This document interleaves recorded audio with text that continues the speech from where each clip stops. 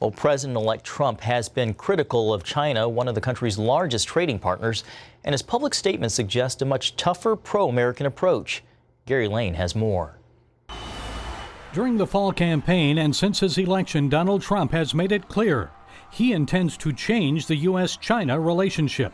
He says previous deals with China have been unfair to America. We're being hurt very badly by China with devaluation, with taxing us heavy at the borders when we don't tax them. Many U.S. products like DVD players, video games, and motorcycles are taxed at a rate of at least 30%. So that makes American-made products more expensive for Chinese consumers.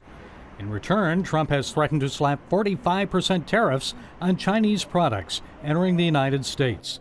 However, some economic experts like Gordon Chang suggest Trump should re-examine his approach. China has been manipulating its currency, but it's been keeping it at an artificially high level, and that hurts Chinese exporters. They need to maintain the currency at a high level to discourage people from sending money offshore.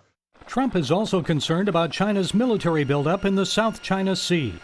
The Beijing government insists historically the area belongs to China. China's recent seizure of a U.S. submersible drone suggests the South China Sea dispute between the U.S. and China seems far from over. This area is also the source to some of the world's busiest shipping lanes, where billions of trade passes through each year.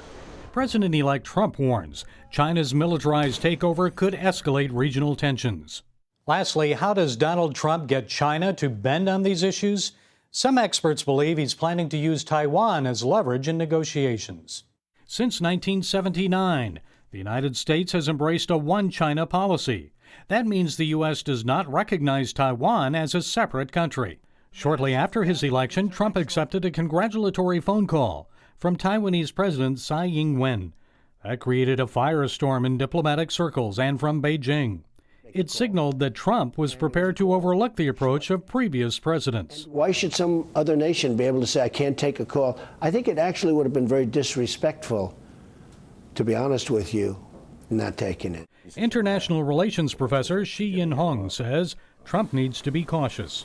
If Trump takes tough actions against China, China will finally hit back. In that case, the economic and trade interest of both will suffer huge losses, and global economy and finances will suffer huge losses. To smooth over the rough edges, Trump chose Iowa Governor Terry Branstad to be China ambassador. Branstad has a long-time relationship with Chinese President Xi Jinping. Once Trump is sworn in as president, the review process for the new ambassador to China will last at least 42 days. In the meantime, Trump is expected to continue to reassess U.S.-China policy. Gary Lane, CBN News.